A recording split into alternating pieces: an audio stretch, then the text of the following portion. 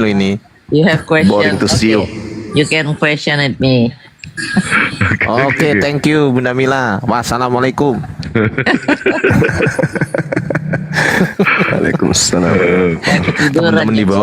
Teman-teman di bawah pada jengkel nih jangkrik. Abang selamat malam abang. Selamat sore abang. Abang selamat malam abang. Selamat sore abang. Nggak bisa di mute. Iya nggak bisa di mute, nggak bisa di mute. Ya, tanggapan suster Katolik. Tanggapan suster Katolik. Silakan udah. buka mute-nya dulu. Apa tanggapan Anda terhadap Islam? Ada Alktp di bawah Gurundah gimana? Dinaikkan atau gimana? Halo Sah. Silakan aja, siapapun boleh naik. Ini penting Babe nih. Ini Babe ini Kristen. Silakan. Babe, silakan Babe. Babe selamat sore Babe. Halo, selamat siang abang-abang. Ya, Kristen ya, Bang ya. Selamat berpuasa buat abang-abangku. Iya, makasih Bang. Silakan Bang, ada yang diskusikan Bang? Iya, di Jambak masih Bang Arif. Ya silakan Bang, ada yang didiskusikan sama dengan guru kami? Ya. Ada Kristen ya? Gini Bang, mohon izin Bang, saya ini kan bukan debaters. Siap. Kalau saya debat sama Bang Suma ya, langit bumi lah, saya kalah jauh saya. Enggak juga Bang, silakan. Saya cuma mau sedikit bertanya untuk pembelajaran buat saya pribadi, begitu abangku. Siap, baik. Bang izin Bang ya, saya nanya, mohon maaf kalau ada pesan saya nanti agak diluruskan Bang ya. Izin Bang. Masalah penciptaan ini Bang. Jadi pencipta ini kan diklaim ada 3 nih Bang. Iya. Nah, saya izin sama abang ya, mungkin secara religius sama secara ilmiah abangku, secara sains gitu Bang. Siap. Kalau secara religius Bang ya, religius itu kan pencipta ini kan ada 3 nih Bang, klaim ya kan. Kalau dari Muslim itu, dari Islam itu Allah Subhanahu wa Ta'ala gitu Bang ya. Iya, betul. Kalau dari Yahudi kalau tidak salah Yahweh ya kalau nggak salah ya penamaannya ya Bang ya. Kalau dari Kristen tuh Yesus Kristus Bang. Izin Bang. Siap. Nah, di antara 3 itu mohon izin Bang, mohon maaf Bang ya, mohon maaf sebelumnya. Iya. Kalau kalau saya salah nanti abang bisa jelasin ya, gitu kan. Kalau untuk Allah Subhanahu Wa Taala itu kan ada nama itu pada abad ke-7 kalau nggak salah tuh Bang. Iya. Kalau nggak salah Bang. Nah, pertanyaan saya, siapa yang mencipta manusia? Manusia ini kan diciptakan sekali aja kan Bang. Kita ini kan terlahir kan Bang. Gitu loh. Secara religius saya mau nanya itu yang sebenarnya yang real yang mencipta manusia dengan isinya itu siapa Bang? Izin Bang, secara Muslim Islam Bang, izin. Iya, baik. Jadi gini, ketika kemudian kita berbicara mengenai pencipta langit dan bumi, kita melepaskan dulu sembahan yang kemudian masing-masing kita katakan bahwa itulah kemudian Tuhan, itulah kemudian pencipta, itulah kemudian yang kita katakan, yang kita sembah ini adalah masing-masing kita intinya mengakui bahwa Tuhan kita itulah yang menciptakan alam semesta.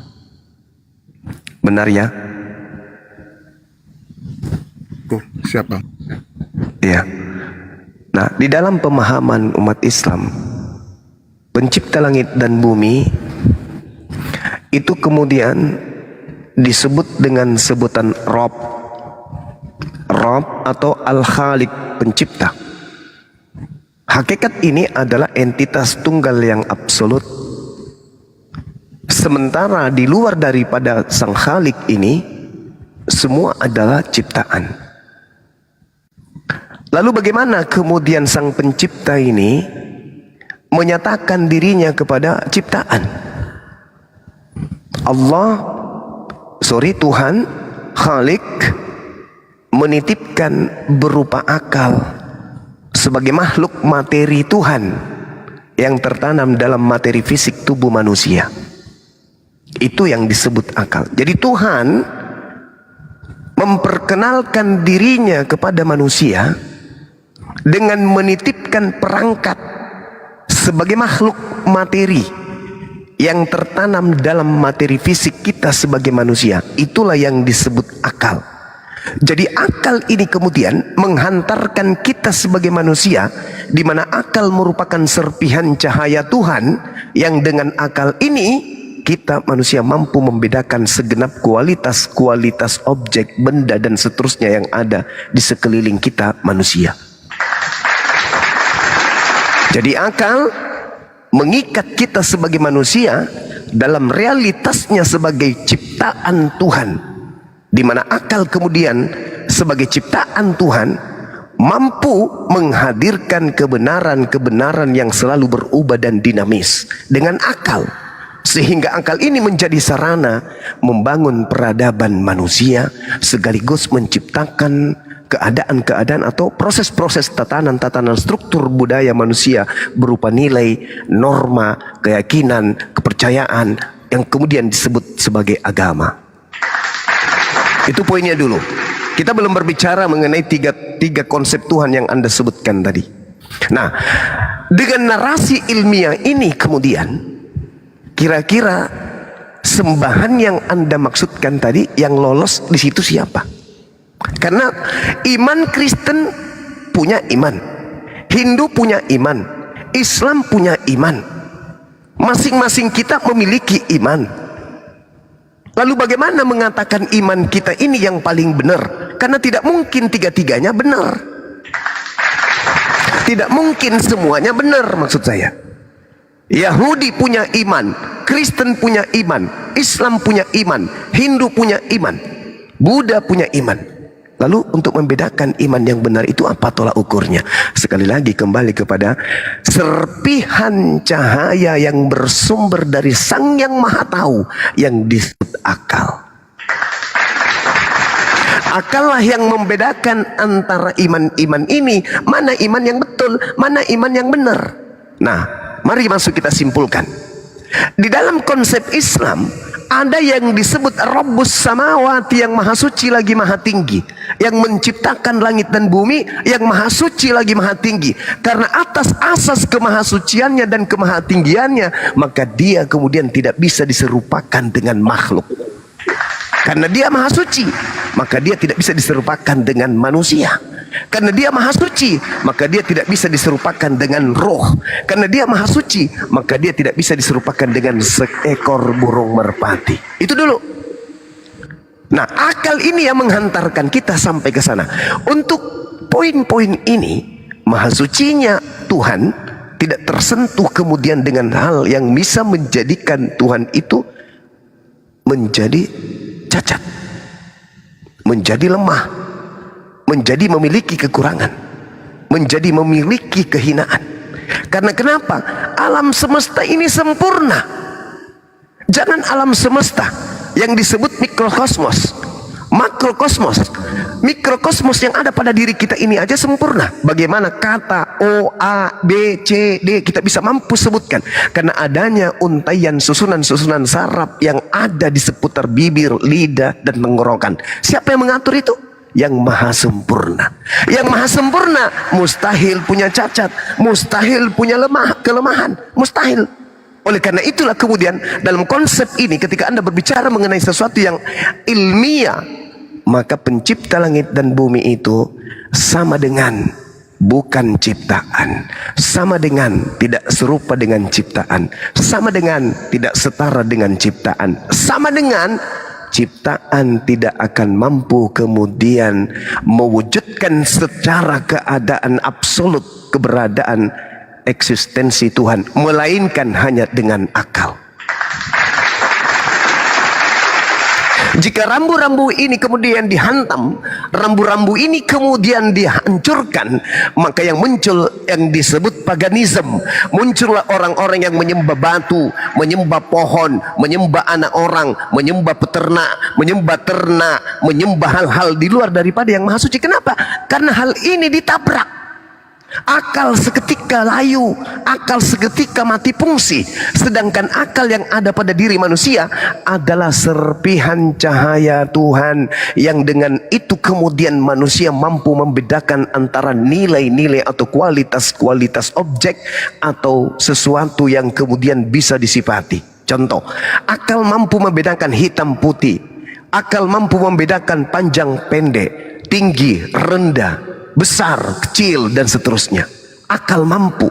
Sehingga dengan akal ini kemudian manusia mampu melumpuhkan alam semesta. Manusia mampu menjadi pemimpin alam semesta.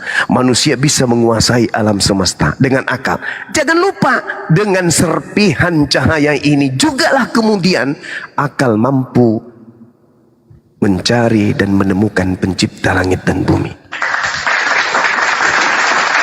Nah ini saudara, jadi kemana kita pergi hendak mengatakan Tuhan mana yang betul? Kalau ini yang menjadi sandaran, pemahaman tentang entitas absolut yang tunggal ini menjadi sandaran, di mana kita sebagai manusia berada pada ufuk yang berbeda, ufuk di mana kita menempati ruang dan waktu, menempuh perjalanan relativitas waktu, maka yang disebut Tuhan tidak terikat dengan hal-hal tersebut. Nah, kembali kepada pertanyaan saudara, kira-kira yang mana yang memenuhi syarat? Sembahannya umat Islam atau sembahannya umat Kristen? Karena pencipta ini adalah yang menguasai alam semesta, bukan pencipta yang dikuasai oleh alam. Misalnya pencipta ketergantungan terhadap makanan, pencipta membutuhkan anus, pencipta membutuhkan hidung untuk hidup, pencipta membutuhkan tangan untuk makan. Itu sifat-sifat makhluk dan tidak bisa dinobatkan kepada sifat Sang Maha Kuasa. Tidak bisa, karena memiliki keterbatasan. Sementara yang disebut pencipta itu Maha Kuasa. Bagaimana mungkin kemudian dia bisa dikatakan Maha Kuasa sedangkan hidupnya tergantung kemudian terhadap waktu, zaman, not, ritme, gelombang, cuaca, makanan, suhu, pakaian. Bagaimana mungkin bisa dikatakan sebagai sang penguasa ketika memiliki kemudian hal-hal yang menggugurkan esensi daripada pencipta atau yang maha kuasa itu sendiri? Makanya umat Islam itu cukup sederhana. Umat Islam itu kenapa cukup sederhana? Karena umat Islam menyadari pencipta langit dan bumi itu maha melihat, bukan melihat. Maha melihat. Pencipta langit dan bumi itu maha kuasa, bukan kuasa.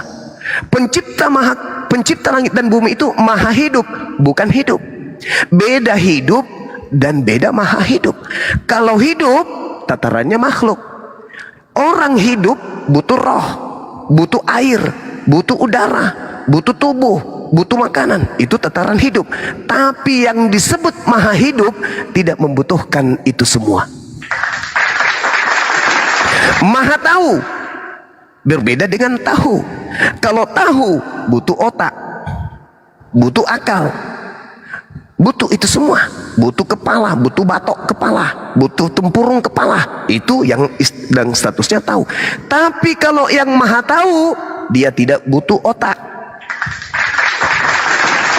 Dengan kata lain, pencipta yang maha tahu ini bukan makhluk. Laisa kamislihi syai'. Umat Islam sederhana, cukup dengan mengangkat tangan bertakbir, memuji kepada Allah. Allahu Akbar. Wahai Dikau yang maha besar. Kira-kira yang maha besar ini sadar enggak kalau dirinya lagi diseru, lagi disanjung oleh ciptaannya bernama manusia? Sadar enggak? Oh sadar. Kenapa? Annallaha sami'un alim. Pencipta langit dan bumi itu maha mendengar, maha mengetahui. Bagaimana sembahan di luar daripada Islam? Contoh misalnya Anda memanggil Yesus, Yesus Tuhan, dia dengar enggak? Tidak bisa. Kenapa? Dia memiliki keterbatasan karena dia berada pada ufuk yang berbeda dengan pencipta langit dan bumi. Dia adalah manusia, makhluk ciptaan. Maka tidak mendengar. Lalu ketika Anda memanggil Tuhan Anda, memanggil sembahan Anda, Yesus berikan aku umur yang panjang, Yesus berikan aku harta, Yesus berikan aku kesehatan. Anda sehat, Anda diberi harta, Anda diberi umur panjang. Siapa yang mengadakan itu? Yang maha mendengar. Meskipun yang Anda panggil Yesus, tapi yang maha mendengarkan, yang mendengarkan, dan dia cinta kepada makhluknya. Meskipun Anda tidak menyembahnya, tetap saja dia maha pengasih. Yesus nggak mendengar. Yang mendengarkan seruan Anda adalah dia yang maha mendengarkan. Anallaha sami. Yang maha mendengarkan itulah yang mengabulkan doa Anda, bukan yang Anda seru. Karena yang Anda seru pun masih saja mengharapkan pertolongan dari yang maha mendengar. Bapakku yang ada di surga, dimuliakanlah namamu, kata Yesus. Gugur dia. Sementara entitas tunggal yang absolut tidak membutuhkan siapapun. Tidak membutuhkan siapapun. Kalau dia masih membutuhkan sesuatu di luar dirinya, itu bukan Tuhan. Makanya Tuhan yang maha kuasa, maha perkasa ini menciptakan kemudian ciptaan dua alam. Alam makrokosmos dan alam mikrokosmos. Itu bertanda bahwa dua alam ini sebagai bukti bahwa pencipta yang maha kuasa itu hadir.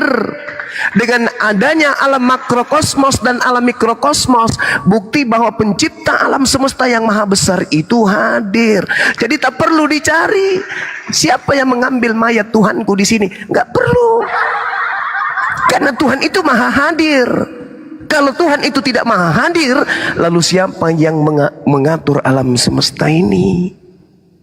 Sehingga alam semesta ini butuh keteraturan, butuh keselarasan, butuh kesesuaian, butuh hal yang dinamis, bukan statis tapi hal yang dinamis, sehingga terjadi kekompakan antara unsur satu dengan unsur lain, antara komponen satu dengan komponen lain, antara zat yang satu yang zat yang lain, antara habitat yang lain dengan habitat yang lain, antara individu dan individu, kelompok dan kelompok, membutuhkan sang yang maha mengatur itu semua. Jadi yang maha kuasa ini kudu sempurna, tidak boleh cacat, tidak punya ada. Makanya dikatakan mustahil baginya ada kelemahan, mustahil baginya ada keterpurukan, mustahil baginya ada kekurangan. Maka dia maha sempurna. Karena mata ini tidak sempurna, maka mata tak mampu kemudian melihat dia yang maha sempurna. Karena kuping ini tidak maha sempurna, maka kuping kita tidak bisa menyelami kemudian langsung mendengarkan suara yang maha sempurna. Maka bagaimana cara kita berhubungan dengan dia yang maha sempurna ini? Fattabi'uni, ikutilah. Dengan cara apa? Menyembah kepadanya. Bagaimana cara menyembahnya? Ikuti aturan wakil-wakil yang diutus ke atas muka bumi. Itulah yang disebut para nabi. Bagaimana umatnya Nabi Musa kemudian menyembah kepada hakikat pencipta? Nabi Musa menerima firman dari Tuhannya. Bagaimana caranya umatnya Yesus menerima perintah beribadah kepada Tuhannya? Yesus sebagai utusan Tuhan menerima perintah, menerima ajaran untuk Yesus sampaikan kepada pengikutnya. Bagaimana kemudian Allah menyampaikan kepada bagaimana umatnya Nabi Muhammad kemudian bisa beribadah menyembah kepada Tuhannya? Pencipta langit dan bumi memberikan aturan main kepada utusannya bernama Nabi Muhammad. Jadi cara kita berhubungan dengan Allah hanya beribadah, hanya ibadah. Prosesi ketundukan beribadah kepada Sang Yang Maha Pencipta, tunduk menyelami perintah-perintahnya. Itulah cara kita berhubungan dengan Tuhan kita. Bukan dengan cara datang ke dunia menjadi bayi, disusuin, dinetein, dimandiin, diapain dan seterusnya. Bukan dengan cara itu kita berhubungan dengan pencipta. Pencipta cukup memberikan aturan, kita tunduk kepada aturan itu. Itulah cara kita berhubungan kepada Allah. Alhamdulillahi Rabbil Alamin. Segala puji bagimu ya Rabb, Tuhan alam semesta. Ar-Rahmanir Rahim. Duhai di Kau yang maha pengasih lagi maha penyayang. Itu.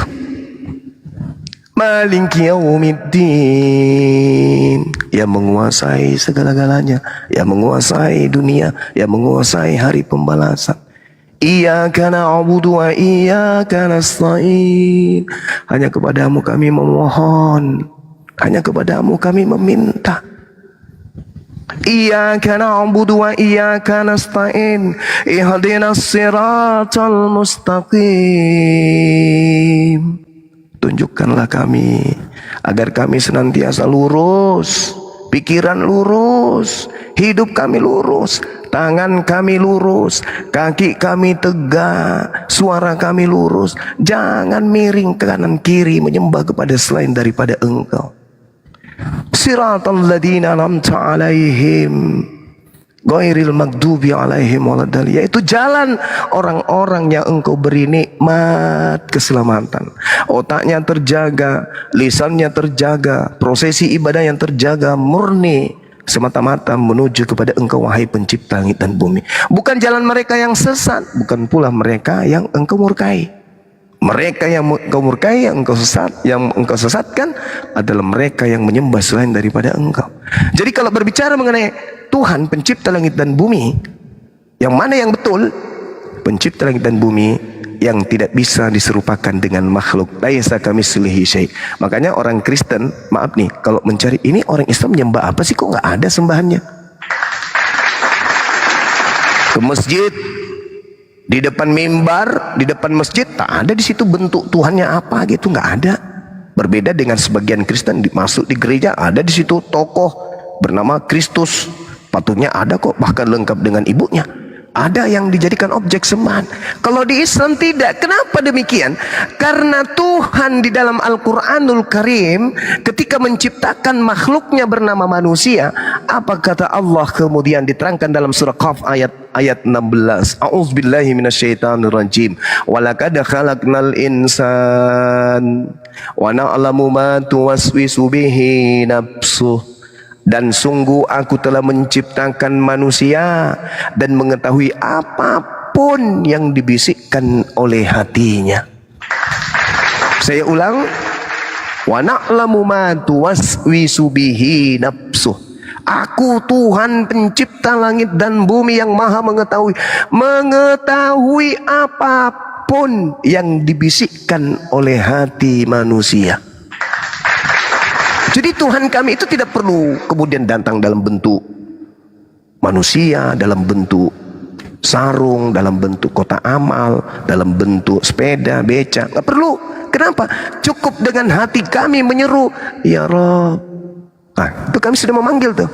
Wahai Tuhanku. Tuhan kami yang maha melihat, maha mendengar. Tahu hambaku lagi memanggilku.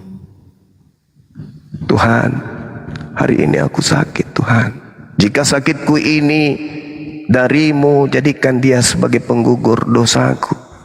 Jika sakitku ini adalah ujian, tambahkan aku untuk menerima penyakit ini.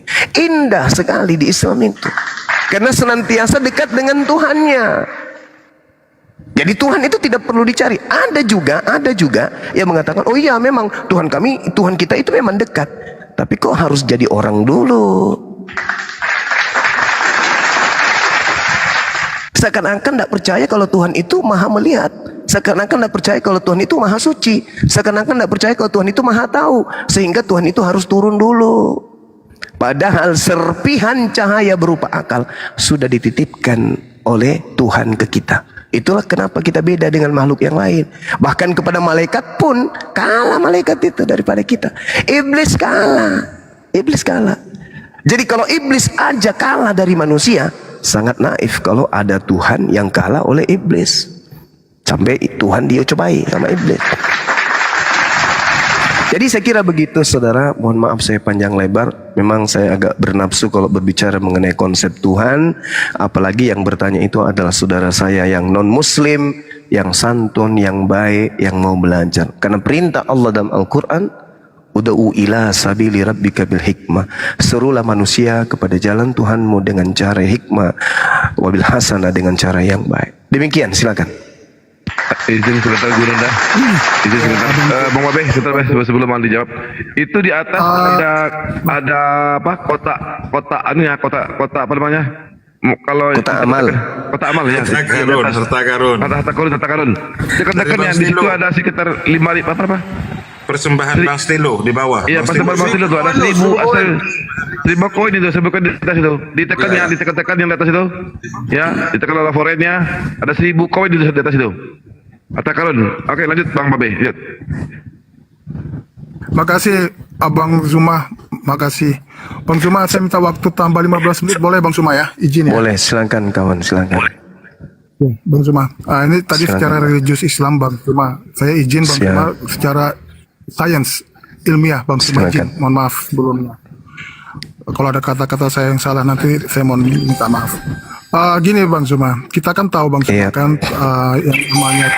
yang namanya teori Darwin, Richard Dawkins, terus teori Big Bang gitu Bang Zuma ya. Bumi itu kan awalnya kan dari ledakan Bang Zuma dan bukan diciptakan sama bumi sudah ada sebelum manusia itu ada Bang Zuma. Izin Bang Zuma.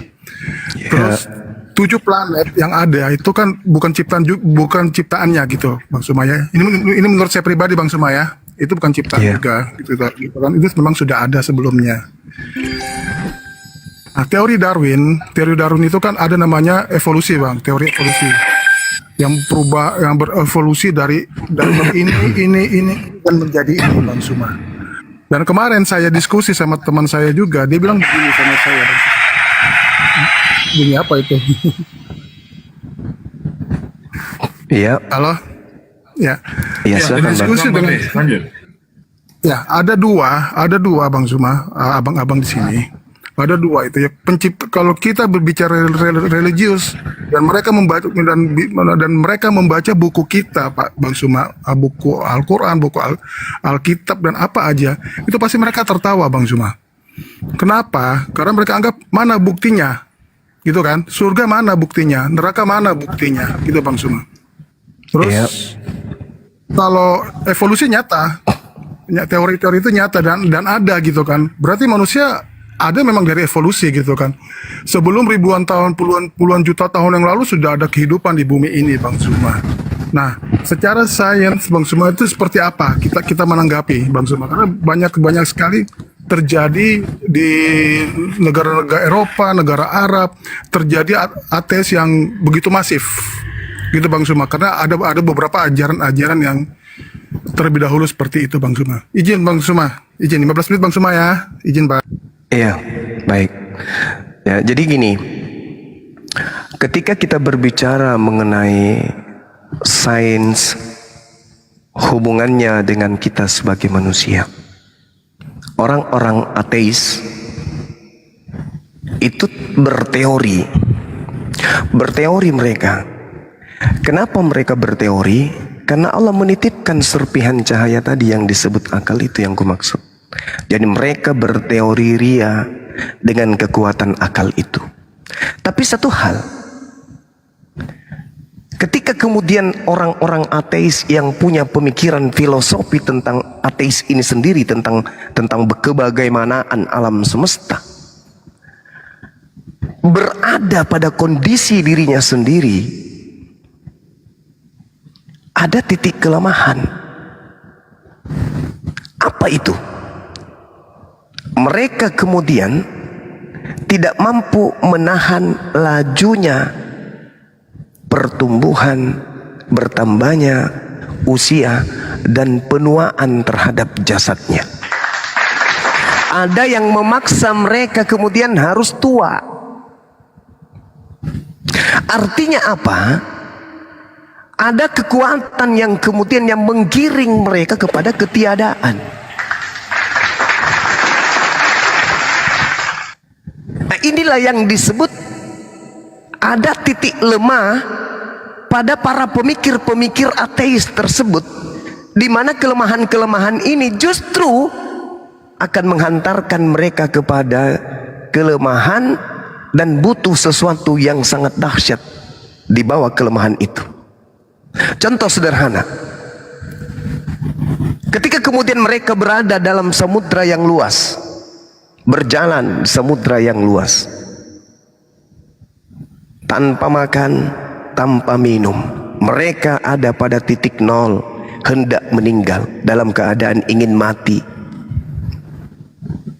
Kira-kira berlaku nggak bagi dia itu bahwa Tuhan itu tak ada? Itu dulu.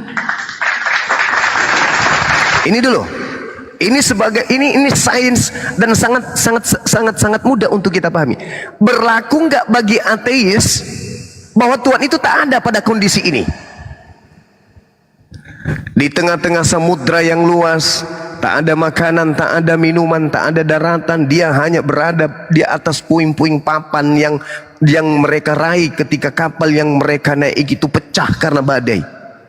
Ketika kemudian mereka mendekati detik-detik kematian, berfungsi tidak ilmu ateis tak bertuhan itu kemudian? Atau jiwanya menjerit, mencari sesuatu yang jauh lebih dahsyat yang mampu menyelamatkan dirinya? Itu dulu. Ini secara sains. Sedangkan kalau di dalam pembahasan yang saya sampaikan tadi, eksistensi kemudian keberadaan Tuhan. Tuhan menciptakan dua alam sebagai pertanda bahwa Tuhan itu hadir. Makrokosmos atau alam raya, tempat bertebaran gugusan-gugusan bintang yang nampak ataupun yang tak nampak. Itu yang pertama. Mikrokosmos atau kemudian alam kecil yang ada pada diri manusia. Nah, ketika kemudian adanya kelemahan pada diri manusia, contoh misalnya, contoh nih, ikan yang hidupnya di darat, di laut. Ketika kita lihat dia hidup di habitatnya, namun ikan ketika kita naikkan ke darat, maka kemudian ikan itu tak bisa hidup karena tidak sesuai dengan konsep berdasarkan kodrat dirinya. Artinya ketika orang-orang berpikir bahwasanya ini semua berlaku kemudian terjadi dengan sendirinya, maka coba naikkan ikan itu ke daratan. Ikan itu tidak akan hidup karena tidak berkesusahan. Berarti ada yang mengatur ini semua. Begitu juga yang ateis tadi, coba suruh turun di air, hidup di air. Artinya dia yang tidak percaya kepada Tuhan pun harus tunduk kepada sesuatu yang sangat kuat. Itulah yang disebut Tuhan. Sama, hari ini hari Senin, bisa nggak mereka yang tidak percaya akan adanya Tuhan untuk kemudian menghentikan Senin aja terus, nggak usah ada Selasa, nggak usah ada Rabu. Hari Senin ini enak, kita happy hari Senin ini, banyak dapat rezeki, banyak kemudian teman-teman yang datang menghantarkan duit. Kalau bisa Senin aja deh, nggak usah Selasa. Bisa nggak mereka yang ateis ini menghentikan itu? Tidak bisa. Artinya ada kekuatan di luar segenap perangkat alam semesta yang mengharuskan kemudian waktu bergulir. Waktu bergulir artinya kita semua dihantar kepada ketiadaan. Kalau mereka tidak percaya adanya surga, mereka tidak percaya adanya neraka, kenapa mereka percaya adanya hari Selasa? Padahal itu terjadi yang sifatnya masih angan-angan. Itu terjadi sifatnya masih abstrak, belum nyata. Hari Selasa besok itu belum nyata baginya. Apa dia bisa menunjukkan hari Selasa besok itu seperti apa? Hari Selasa besok berjatuhan daun-daunan, angin bertiup kencang, terjadi kemudian bencana. Dia bisa lihat? Tidak bisa. Tapi apakah dia bisa yakin Selasa besok itu ada? Ada katanya.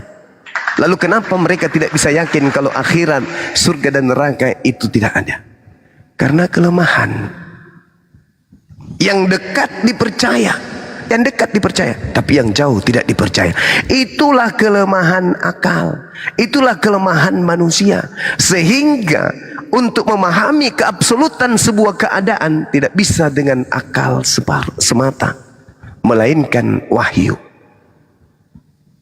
Akal itu bung, akal seibarat manusia dengan komputer. Akal, kita lihat nih, akal berkata, aku hendak mencetak huruf-huruf di atas sebuah benda putih di mana huruf itu berwarna hitam dan kemudian bisa dibaca. Akal, akal itu. Bagaimana bisa mengimplementasikan apa yang diuraikan oleh akal tadi? Harus ada komputer. Akal mencapai pada posisi itu. Dia mengatakan, menginstruksikan, aku mau ada kertas putih, ada tulisan di atasnya, ada huruf-huruf yang kemudian huruf-huruf itu mengantarkan pesan untuk dipahami. Bagaimana bisa akal ini mengaktualisasikan itu? Memberikan pernyataan-pernyataan ini menjadi nyata. Harus ada komputer. Maka begitulah akal diberikan oleh Allah, begitu jugalah wahyu. Akal mampu kemudian berfikir, tetapi wahyu yang sebagai pengantar pikiran kita untuk menjadikan kita sampai kepada kebenaran absolut. Jadi tidak bisa hanya berfikir, harus ada kemudian objek yang menjadi pernyataan dari hasil pikiran. Coba orang-orang ateis itu, jadikan kekuatan berpikirnya bisa nyata. Misalnya dia duduk, kemudian menenangkan diri, lalu pikirannya mengatakan, aku hendak menemukan benda putih tertulis apa yang ada dalam pikiran saya. Bisa enggak? Tanpa adanya komputer dan printer? Tidak bisa. Berarti punya kelemahan. Dengan kata lain, ketika dia berpikir tentang Tuhan, lantas dia katakan tidak mungkin. Itu sama halnya dia mengatakan, aku hendak menemukan kertas putih yang di atasnya tertulis huruf-huruf berwarna hitam supaya saya bisa baca. Dengan kata lain dia mengatakan itu mustahil terjadi. Karena kenapa? Akal yang sampai kepada poin itu tidak mampu mencetak kertas keluar dari mulut atau dari hidung atau dari pantat, keluar kertas lantas tertulis apa yang kita pikirkan. Kita butuh kemudian benda lain. Maka seorang ateis tidak mampu menjadikan otaknya sebagai finali di dalam kemudian memutuskan perkara Tuhan itu ada atau tidak ada. Gak bisa. Dia harus membutuhkan alam semesta ini untuk membuktikan keberadaan Tuhan. Seekor harimau, meskipun tak nampak harimau itu ada, kalau dia memiliki jejak, maka harimau itu oleh akal kita meyakini 100% harimau itu ada. Tuhan, meskipun kemudian kita tak nampak Tuhan itu, tetapi Tuhan kemudian menjajalkan kemudian jejak keberadaannya dengan adanya alam semesta, terciptanya alam semesta, adanya siang dan malam, adanya bulan, pergeseran masa, pergeseran waktu. Itulah tanda-tanda Tuhan menitipkan kemudian simbol-simbol keberadaannya. Kitab suci menghantarkan itu, akal sehat juga menghantarkan itu. Contoh yang tadi, yang sederhana. Bagaimana kemudian kita bisa mengetahui bahwa ada yang disebut aliran listrik, sementara aliran itu tak mampu kita lihat. Nanti kemudian kita paham bahwa ternyata benda berupa karet yang ada di sekeliling kita ini ketika disentuh ternyata nyetrum. Rupa-rupanya ada setrum di dalamnya, tapi alirannya itu tidak kita tahu. Artinya sahabatku, seibarat hal sederhana, mesin mengalirkan kemudian aliran listrik kemana ia pergi. Tapi bukan berarti mesin itu yang bergerak di antara kabel-kabel menuju kepada stop kontak yang ada di rumah. Bukan. Tetapi mesin yang mengalirkan semua alirannya kemudian kemana-mana sehingga menyala, listrik menyala, lampu menyala, HP menyala, semuanya menyala, kulkas menyala, dan seluruhnya menyala. Karena bersumber dari satu sumber yang mengalirkan kekuatan. Inilah konsep Tuhan. Tuhan yang maha kuasa, yang maha hidup, mengalirkan kehidupan di alam ini. Sehingga yang tadi, alam makrokosmos dan mikrokosmos ini bisa terhidupkan karena adanya mesin penggerak. Ini secara sains. Siapa bilang kabel yang begitu tenang, tidak ada nyala api, tidak ada percikan api di sana, tidak membawa kemudian sesuatu yang sangat kuat? Siapa bilang tidak? Coba aja lepaskan kabel itu, pegang. Kalau tidak geriting giginya, alisnya yang berubah menjadi pita kaset. Artinya apa? Tidak semua yang tak terlihat itu tak ada. Tidak semua. Dan satu hal yang perlu dipahami oleh orang ateis, alat untuk melihat itu disebut mata. Adanya benda di depan mata, di situ kemudian melahirkan penilaian terhadap materi, substansi materi kemudian bisa kita tahu dengan adanya pupil yang ada di kelopak. Nah sekarang, benda yang paling terdekat dengan mata kita itu adalah kelopak mata kita. Ada nggak orang-orang ateis yang mampu melihat kelopak matanya dengan matanya? Ini benda yang paling terkecil, yang paling terdekat. Benda yang paling terdekat dengan mata kita itu adalah kelopak mata. Silakan Anda tutup kelopak mata Anda. Apakah Anda melihat kelopak mata? Ndek nara. Artinya kita memiliki kelemahan. Janganlah kita makhluk yang lemah ini kemudian mengandalkan diri kita. Karena kita untuk mengetahui denyut jantung kita, darah kita mengalir seperti apa, yang mengatur pertumbuhan rambut kita siapa, kenapa gigi tidak bertumbuh seperti rambut, kenapa tulang rusuk tidak bertumbuh seperti kuku, kenapa kelamin kita tidak memanjang seperti rambut, siapa yang menyusun itu semua? Kita, orang tua kita, pemerintah. Gak mungkin. Yang mengatur itu semua itulah yang disebut Sang Khalik, yang mengadakan, yang menciptakan. Kita ini makhluk yang lemah. Tidak bisa kemudian dengan kelemahan kita ini bisa mengatakan Tuhan itu tak ada. Sementara untuk mengatur ritme kehidupan kita, jantung kita, darah kita pun kita tak sanggup. Al-Quran saya mengatakan, terakhir dari saya Bung, Al-Quran saya mengatakan begini. A'udzubillahi minasyaitonirrajim. Wa nahnu aqrabu ilaihi min hablil warid. Dan aku Tuhan pencipta langit dan bumi lebih dekat kepada manusia daripada manusia itu terhadap urat lehernya. Tuhan pencipta langit dan bumi menurut Al-Quran lebih dekat ke kita nih, ke tubuh kita daripada kita sendiri ke urat leher kita. Buktikan. Mari kita buktikan secara sains. Bagaimana orang ateis mengetahui kemudian bentuk saraf-saraf yang ada di lehernya? Ketika dia menelan nasi, siapa yang mengatur semuanya? Siapa yang mengatur segalanya? Sehingga kemudian makanan itu ada yang lari ke ginjal, ada yang lari ke limpa, ada yang ke mata, ada yang ke hidung dan seterusnya. Siapa yang mengatur itu semua? Dia, yang ateis yang mengatur. Ketika kemudian dia minum obat sakit kepala, dia kemudian tidak minum Combantrin, yang dia minum itu pasti adalah Bodrex misalnya. Kenapa nggak minum Combantrin aja? Karena dia tahu bahwasanya nanti salah konsep. Ketika sakit kepala maka obat yang masuk itu larinya ke kepala. Siapa yang mengatur? Apakah tangannya masuk melalui tenggorokan, didorongnya obat Bodrex itu masuk ke dalam, diputar-putar jari-jarinya, habis itu diangkat lagi masuk ke dalam kepalanya, habis itu dititipkan di sebelah kiri dan kanan, diletakkan, habis itu dia mengatakan kemudian, aduh bersyukur sekali saya punya tangan karena berkat tanganku lah sakit kepalaku sembuh. Bisa kayak gitu? Tidak bisa. Dia hanya memasukkan air dengan obat yang bukan lagi urusannya dia. Siapa yang mengatur itu semua? Itulah yang dikatakan Al-Quran. Wa nahnu aqrabu ilaihi min hablil warid. Yang mengatur tubuhmu adalah aku, sebab aku lebih dekat ke kamu daripada kamu sendiri. Aku lebih dekat darimu daripada engkau dengan urat lehermu. Kita punya kekuatan itu? Enggak. Bukan kita. Coba, orang ateis ketika tidur matanya terbuka. Habis itu matanya terbuka, kasih kemudian tangan kita di matanya tuh, dia bisa nggak respon? Tidak bisa merespon. Berarti matanya punya kelemahan.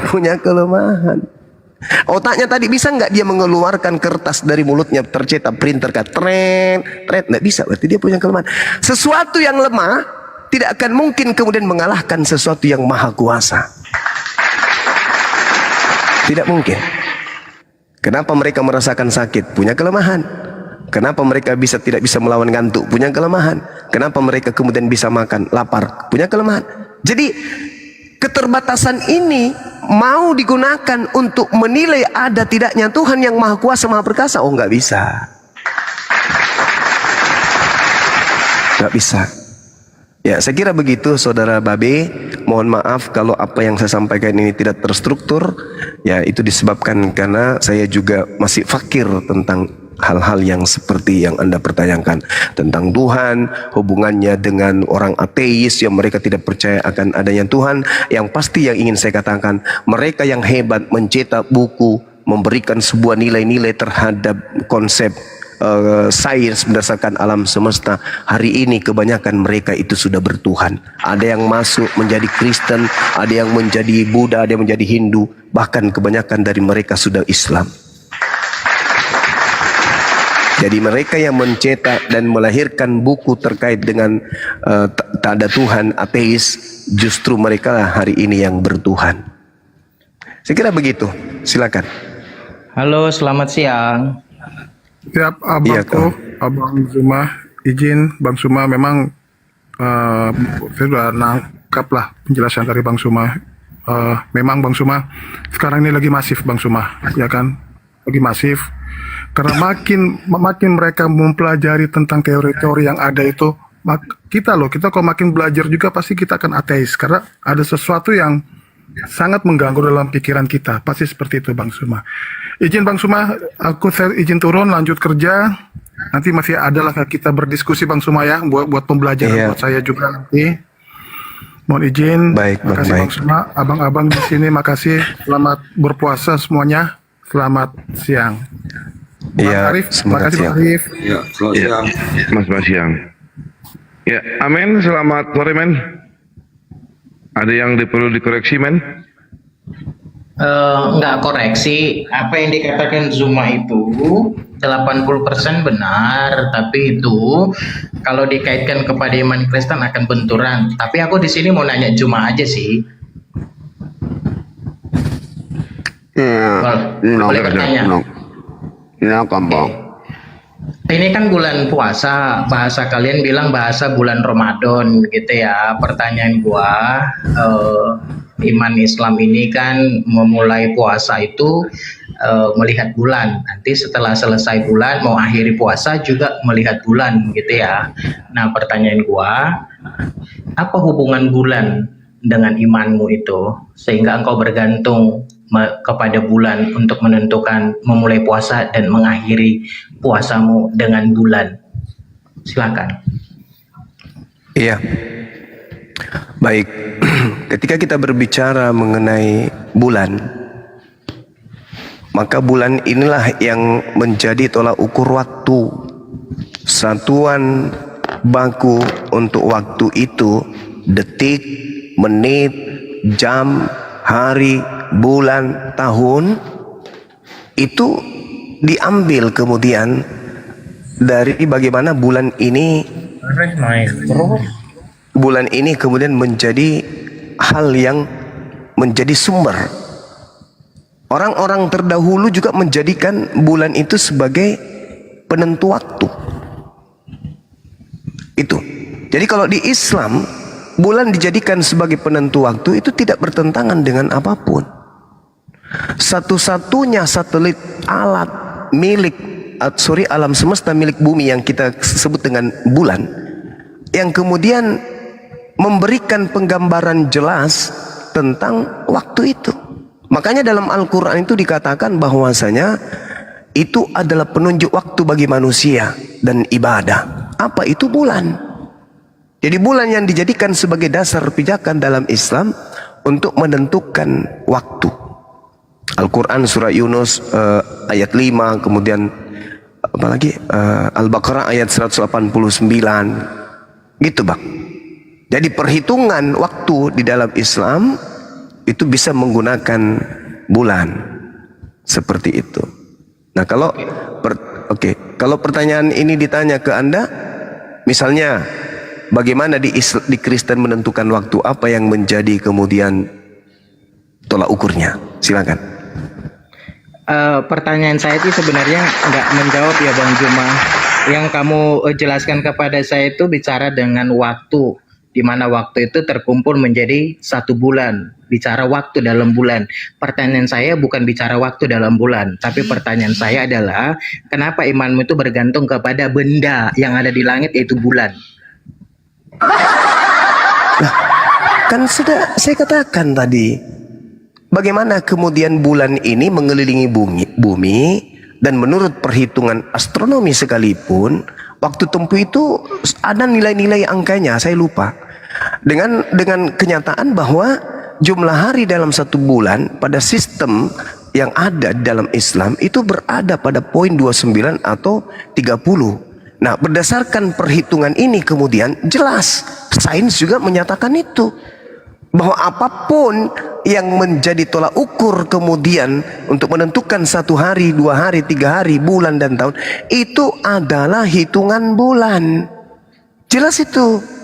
Makanya saya katakan kepada saudara, apa yang menjadi penentu waktu di Anda, seperti misalnya 25 Desember, kan bulan juga. Desember itu kan bulan. Kalau nggak salah ya, kecuali kalau sekarang berubah Desember itu adalah obat Bodrex, nggak tahu.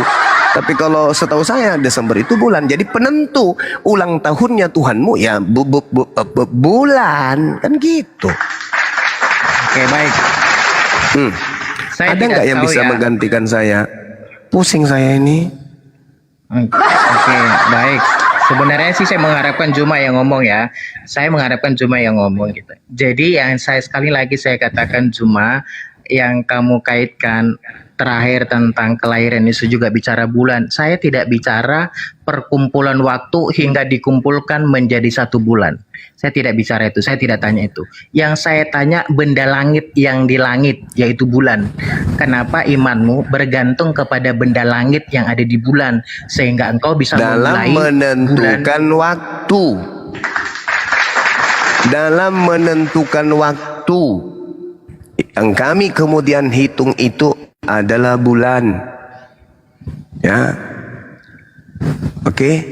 Jadi dalam Al-Qur'an menjelaskan, menegaskan hakikat matahari dan bulan itu sebagai tolak ukur perhitungan waktu. Contoh, berapa lama Anda tinggal di Indonesia?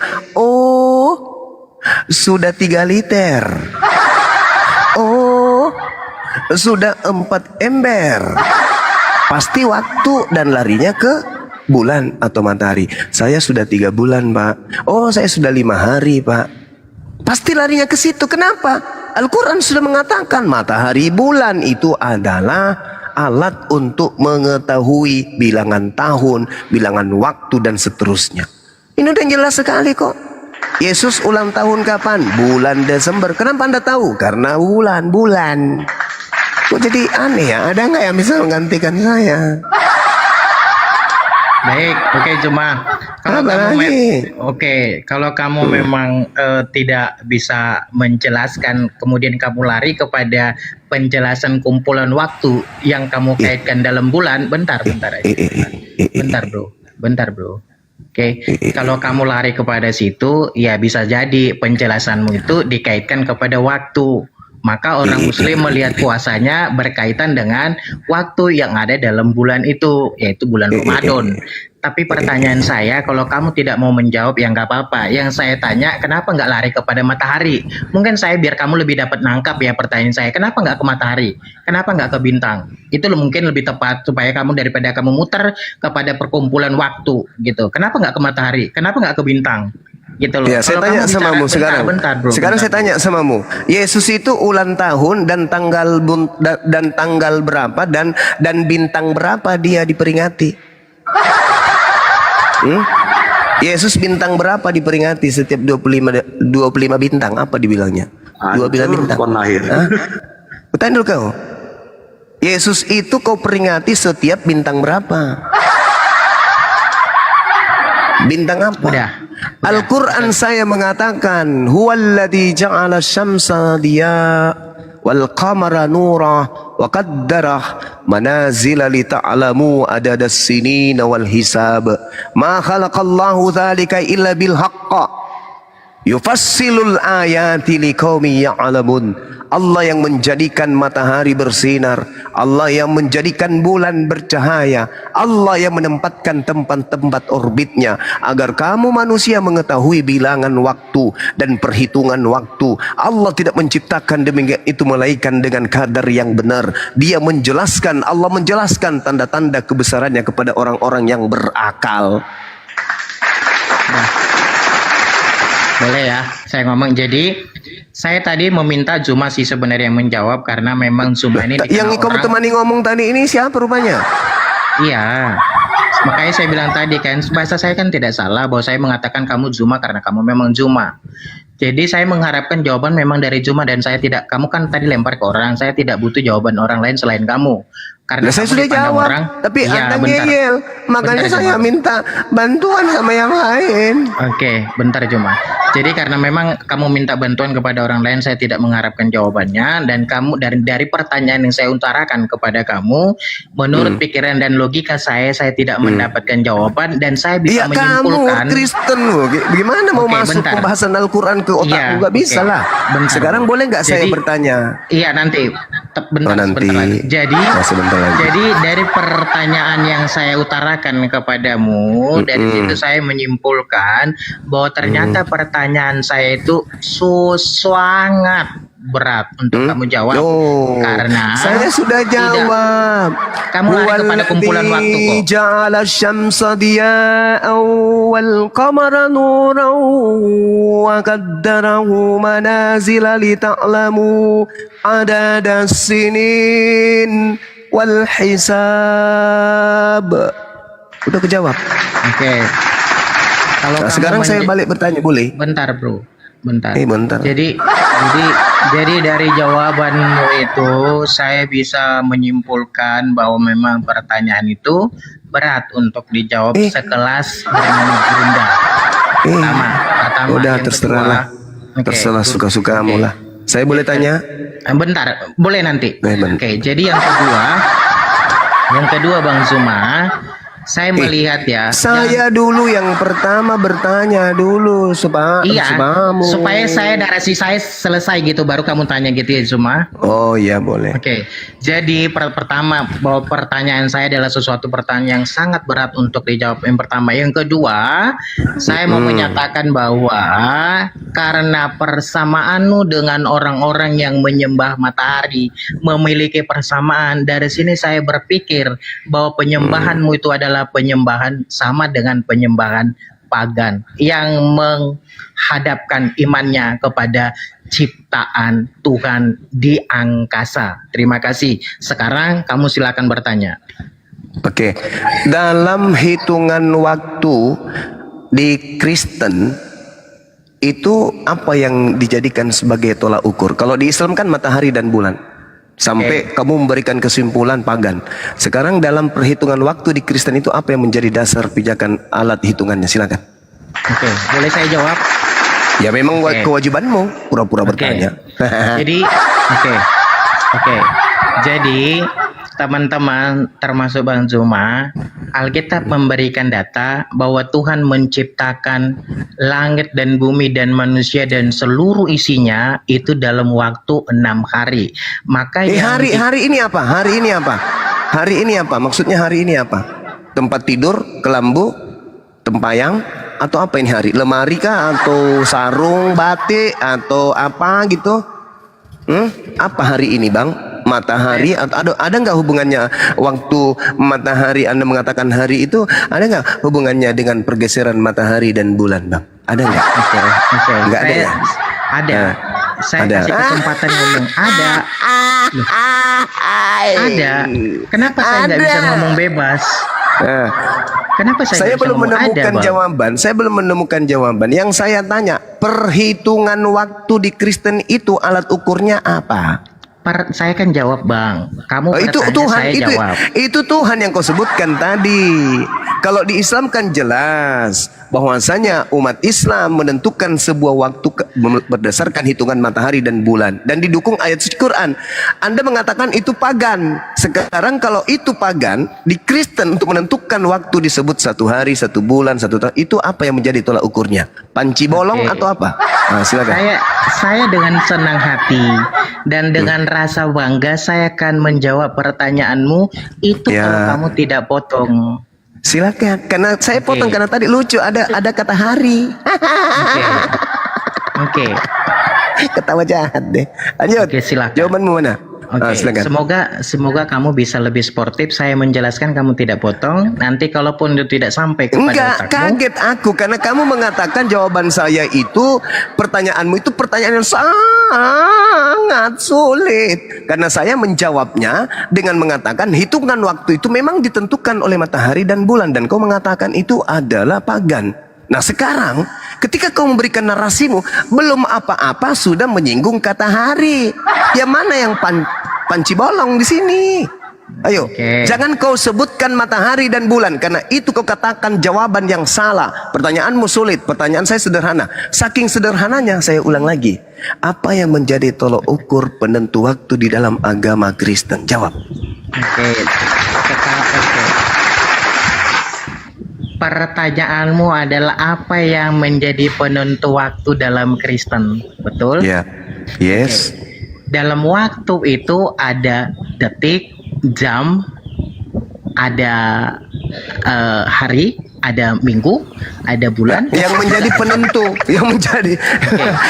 yang menjadi penentu. Oke, saya Yang jawab. menjadi penentu waktu tadi itu apa? Saya belum selesai ngomong loh. Gak usah pusing, saya belum selesai ngomong. Ilmu falak gambarnya. Nggak apa-apa, loh. Kamu Juma, kalau yang kamu menjadi ketawa Juma, penentu, bentar Juma. yang Iya, menjadi bentar. penentu detik, jam, hari, minggu itu apa? Itu loh pertanyaan saya. Iya, Ya, saya apa? kan jawab. Kalau kamu ketawa, saya maklum. Tapi setidaknya Mana dengarkan jawabannya? saya. Gitu aja muter-muter. Hari, Iya, saya mau jawab. detik, jam. Yang saya tanya, Kamu apa kan yang bicara- menjadi penentu detik, jam, menit, hari, bulan, tahun di Kristen kalau bukan bulan dan matahari? Silakan. Kamu kan bicara waktu Juma, maka dalam bagian waktu itu ada hari Juma. Sudah saya tanya samamu, untuk menentukan 1 hari, 2 hari itu apa tolak ukurnya? Jawab.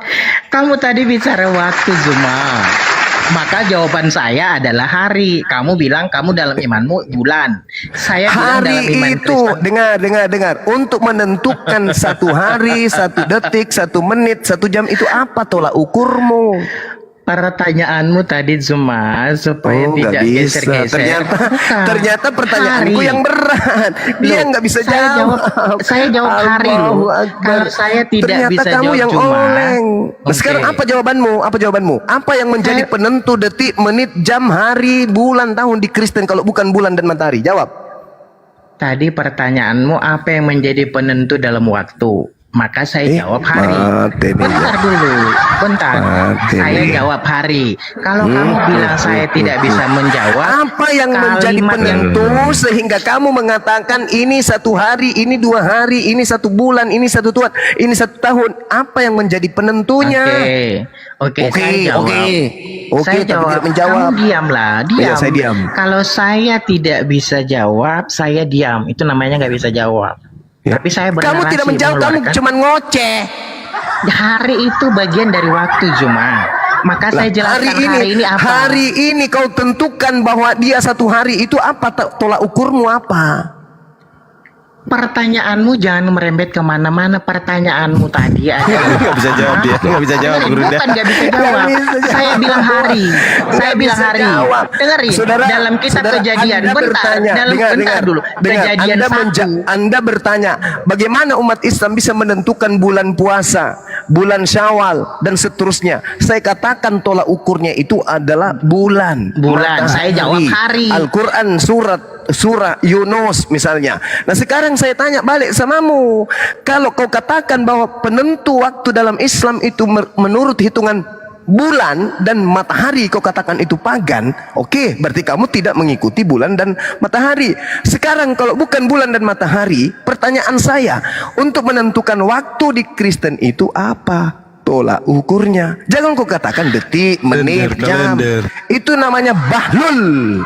Itu Oke, namanya kan bohong. tadi, oke, Yang udah, saya- tanya samamu adalah selain bulan dan matahari sebagai penentu waktu dalam Islam, ternyata di Kristen ada penentu waktu untuk Kristen. Apa yang menjadi penentu waktu di Kristen? Kalau bulan matahari kan bukan. Hari. Hari. Hari itu dari matahari atau bukan? Oke. Nah, saya jelaskan biar apa kutanya ini dulu. hari. Hari itu dari Kamu lihat dari diamlah. matahari atau bukan? Kamu makanya biar saya jawab, kamu diam. Kutanya dulu. Jangan hari, jangan kayak anak kecil gitu loh. Hari itu dari hari Senin berubah hari Selasa, Rabu, itu bergesernya matahari atau bukan? Nah, makanya biar saya jawab, kamu diam. Oke, silakan. Oke. Nah, gitu dong. Jadi ketika saya mengatakan tentang hari, Tuhan menciptakan langit dan bumi dalam 6 hari. Inilah pertama dikatakan Tuhan, bukan detik, juga bukan bulan, hari. Di mana hari ini timbul karena Tuhan melakukan pemisahan antara siang dan malam. Gelap itu dikatakan malam, siang itu dikatakan terang. Terjadilah hari. Itulah ciptaan Tuhan, hari. Nah, kemudian kalau kamu bilang bulan, bentar. Kalau kamu bilang bulan, bulan itu ada setelah manusia mengalami peradaban. Terjadilah tanggal, bulan, dan tahun, termasuk tahun Masehi. Oke, nah karena dalam iman Kristen itu yang dikatakan Alkitab pertama adalah hari, maka saya jelas mengatakan imanmu itu sama dengan orang yang menyembah matahari. Engkau pagan. Pertanyaan saya, apa yang menjadi tolak ukur waktu Hari. di Kristen? Hari. Hari Karena terjadinya itu siang dan malam. Satu hari itu ditentukan oleh matahari atau tidak? Karena Tuhan memisahkan gelap dan Jangan terang kau itu. bawa-bawa Tuhan, Cak Ayu. Kalau Nah, yang itulah kau kamu. katakan, diam. Sumpah. Bentar, saudara. kalau kamu Diam, jangan bawa-bawa diam. Tuhan, kamu yang ciptain matahari siapa? Bulan yang kau sembah. Diam. Siapa yang ciptain? Diam Kamu dulu. jangan Tolong bawa-bawa di mute Tuhan. dulu. Tolong Aduh. di mute dulu, saudara Kristen yang so tahu yang bahlul ini. Kalau kamu membawa Tuhan dalam hitungan hari, lul, di dalam kitab Mulul 2 Petrus 3 nomor 8 lul, satu hari bagi Tuhan itu 1000 tahun bagi dunia. Kucuk, bahlul, tuyul. Yang saya tanya manusia bukan Tuhan, kampret. Yang saya tanya lul, yang saya tanya saudaraku yang bahlul, yang saya cintai karena bahlulnya, saya tidak tanya waktu bagi Tuhan. Yang saya tanya waktu bagi Karisteng. Apa yang menjadi tolak ukur bagi Karisteng untuk menentukan waktu? Jangan kau bawa Tuhan. Tuhan, satu hari bagi Tuhan 1000 tahun bagi manusia. Saya tidak tanya itu, bahlul. Karena satu hari dalam manusia cuman 24 jam, tuyul. Yang saya tanya bagi kamu, bagi Kristen, menghitung waktu jam 1, jam 2, jam 3, jam 4, jam 5 sampai kembali ke jam 1, itu apa tolak ukurnya? Sendal jepit, panci bolong, atau apa? Jangan kau bawa Tuhan. Baik. Habis itu Jadi, menjelaskan tak teman-teman, kemana-mana. Oke. Jadi teman-teman, Jangan panas dong, Zoom. bukan saya panas, saya diskusi dengan orang bahlul kayak gini Oke, jadinya. silakan. Udah gue bilang, ada nggak yang bisa menggantikan aku? Oke. Soalnya aku nggak bisa berdiskusi dengan manusia tanpa otak. Oke, silakan. Udah, saya bisa ngomong. Ya silakan. Saya Oke. simpulkan sekali lagi ya. Saya simpulkan, kalau kau tidak menjawab dengan benar, saya bungkus kau, buang kau ke jamban. Pertanyaan saya, ketika di Islam hitungan waktu, menit, hari dan seterusnya itu berdasarkan matahari dan bulan, dan Anda katakan itu pagan, lantas Anda membawa kemudian Tuhan menciptakan 6 hari, hari ke-7 istirahat. Saya tidak bisa ditipu dengan itu. Paham kau? Di dalam kitabmu sendiri 2 Petrus 2 2 Petrus 3 nomor 8 dikatakan, satu hari bagi Tuhan 1000 tahun bagi manusia. Jangan kau bawa hitungan hari manusia keluar Tuhan. Yang kutanya, hitungan hari di dalam Kristen itu menggunakan apa? Matahari kagak, bulan kagak. Lalu apa yang kau pakai? Sempak bolong. Kau tidak menjawab ini, kesempak kau. Oke. Ini baru berat. Kalau Oke. pertanyaanmu tadi itu cemen. Nah, Oke. jawab. Oke. Nah, ada bilang Kalau- kalender juga lihat bulan dan matahari. Ayo, ini kesusah si Ameng ini, Ameng. Iya, nggak Jawab, apa-apa. Meng. Kamu diam lah, gantian silakan. ya. Silakan kau jawab. Kalau kamu mengatakan saya tidak menjawab, atau kamu memang menggeser narasi supaya tidak kelihatan sisi kebetulanmu, monggo. Tapi kalau kamu bilang saya tidak menjawab, hari adalah bagian dari waktu, maka kamu mengatakan dalam imanmu itu bulan. Saya mengatakan dalam iman Kristen itu hari. Kamu kaitkan kepada iman Kristen dalam penentuan waktu itu apa? Saya jawab hari. Sekali lagi saya jawab hari. Kamu bilang imanmu Nah, bulan. sekarang saya tanya. Oke, sebentar, Hari bro. itu dengar. Hari itu Kualitas ditentukan gurunda dengan begini. Justru Nggak bisa yang saya sportif. tanya. Cara framing, botol, padahal dia yang menggeser narasi. Berat Oten. Justru ketika Anda menjawab hari itu sama dengan jawaban saya. Karena untuk menentukan kemudian awal hari puasa dan akhir hari puasa itu adalah bulan. Sekarang Anda mengatakan itu salah. Oke, sekarang untuk menentukan satu hari itu yang menjadi penanggalannya apa selain matahari dan bulan? Ayo, jawab. Bagaimana Anda bisa mengatakan hari Senin, hari Selasa, hari Rabu kalau bukan matahari dan bulan menjadi penanggalannya? Silakan. Oke, saya jawab. Tadi sebenarnya saya sudah menjawab. Dari mana jawabannya? Begitu Tuhan memisahkan siang dan Tuhan malam. itu satu hari baginya 1000 tahun bagi manusia. Kita tidak bicara tema. Kita tidak bicara. Dengerin, kita tidak bicara jumlah tempo. Itu mulutmu ingin ku beremas, ku masukkan dedak satu karung ke mulutmu. Ingin rasanya. Saya sedang bertanya, apa yang menjadi tolak ukur adanya hari, adanya bulan, adanya tahun di Kristen? Jangan kau bawa-bawa Tuhan. Tuhan sehari bagi Tuhan itu 1000 tahun bagi kamu, kampret. Ingin ku cekil lehermu. Betulan. Boleh saya ngomong ya. Udah turunin. Kamu ternyata Turunin kalah host. cuma. Kamu. Iya, saya kalah. Kau menang. Udah, kau menang. Menang dalam kebotolan dan kedongok, kebahlulan dan kekafiranmu. Laknatullah. Neraka menunggumu. Udah kau. Padahal Bunda, tuanya bulan ke-6 datang pakai Gabriel, bulan ke-6. Gak bisa, gak ada jawaban itu, gak ada. Orang dongok cuman menyakiti hati orang Kristen nanti sama dia. Kristen apa dia tadi? Nah, itu saudara kita aja mengatakan kalender. Kalender ditentukan matahari dan bulan. Gimana? Itu Kristen Kristen apa itu pemakan Kristen sendal apa? jepit. Nggak tahu dia bang. Oke, dia bilang nih kawan-kawan. Allahu Akbar. Saya baca. Tadi Kristen saya kami ibadah dulu. Silakan. silakan.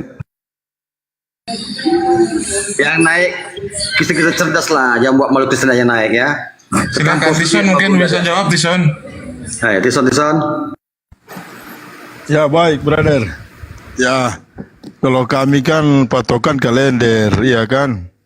So baking setengah mati kau nak lihat kalender toh. Baik. Tadi saya mau lanjut dulu, brother.